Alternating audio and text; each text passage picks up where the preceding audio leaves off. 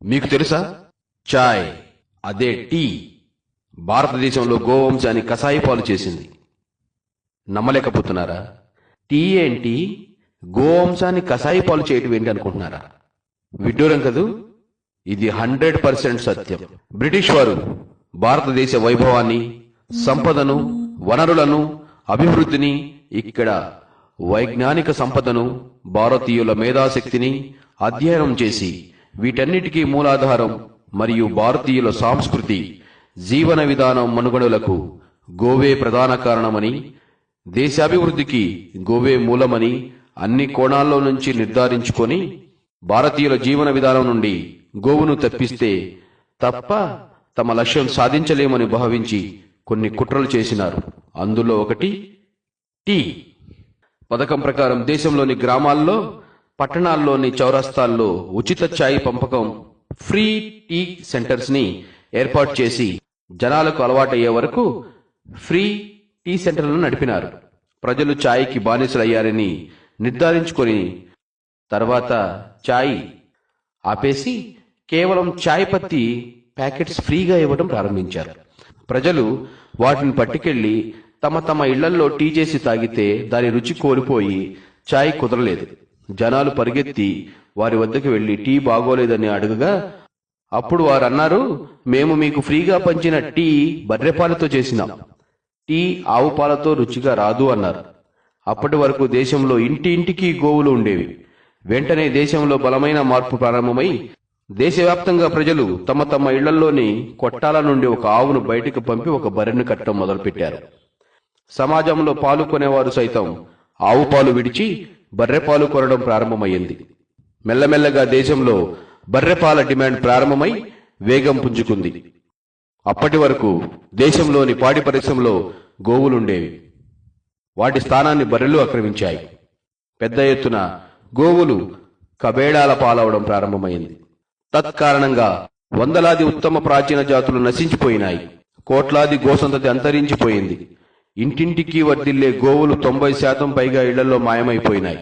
British వారి అంచనా ప్రకారం భారతీయులు తరతరాలుగా ఆవు పాలు తాగడం వల్ల మంచి ఆరోగ్యం, మేధస్సు కలిగి ఉన్నారు.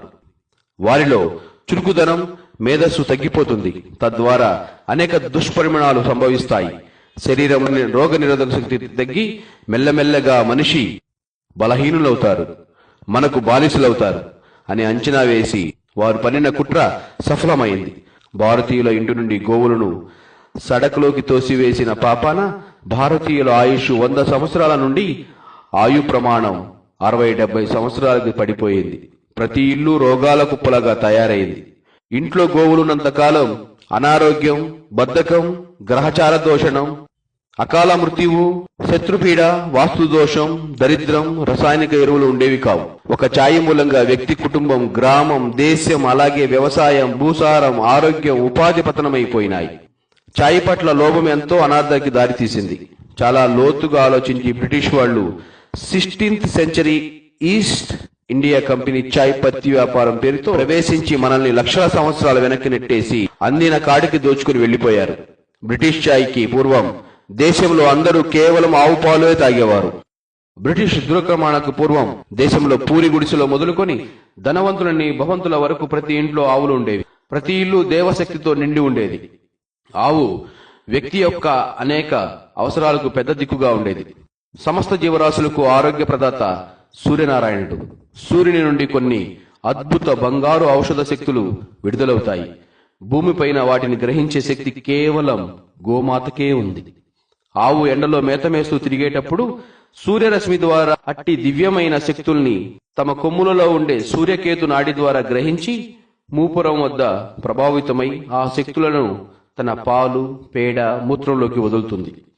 మిగిలిన శక్తి తన కాళ్ల ద్వారా అక్కడ భూమిలోనికి వదులుతుంది. దేశవాళీ ఆవు పాలల్లో సూర్యుని యొక్క శక్తివంతమైన సూర్యకాంతి ఉంటుంది. అది మానవ శరీరానికి అత్యంత శక్తివంతమైన ఔషధ భండాగారం.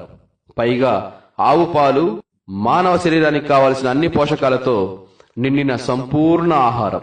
ఇప్పుడు ట్రెండ్ మారింది. మళ్లీ గ్రామాల్లో, పట్టణాల్లో గోవు ప్రాముఖ్యతను గుర్తించి అన్ని రకాల సమస్యలకు రేడియేషన్, పొల్యూషన్, పాలిథిన్, కెమికల్స్, విష రసాయనాల దుష్ప్రభావాల నుండి కేవలం గోవే కాపాడగలదని అంతేకాక గ్రహచార దోషం, వాస్తు దోషం, ఇంకా అనేక అనారోగ్య సమస్యల నుండి గోవే కాపాడగలదని గ్రహించిన ఎందరో తమ తమ ఇళ్లలో, ఫ్యాక్టరీల్లో, ఫామ్ హౌసుల్లో, వ్యవసాయ క్షేత్రాల్లో, ఆసుపత్రుల్లో, వివిధ సంస్థల్లో, ఇండస్ట్రీలలో గోవులు పెట్టుకోవడం ప్రారంభమైంది. మహానగరాల్లో కొన్ని చోట్ల కొత్తగా కట్టే భవంతుల్లో గ్రౌండ్ ఫ్లోర్ ఫిల్లర్స్ మధ్య గోవదనాలను రూపొందిస్తున్నారు. మన గోవు తల్లి పతనానికి కారణమైన ఛాయ్ తాగడం కన్నా మానవ శరీరానికి కావలసిన అన్ని పోషకాలు పుష్కలంగా కలిగి ఉండి సంపూర్ణ ఆహారంగా లభించే దేశవాళీ గోవు పాలనే సేవిద్దాం. తిరిగి శక్తివంతమైన భారతదేశాన్ని నిర్మిద్దాం. జై హింద్.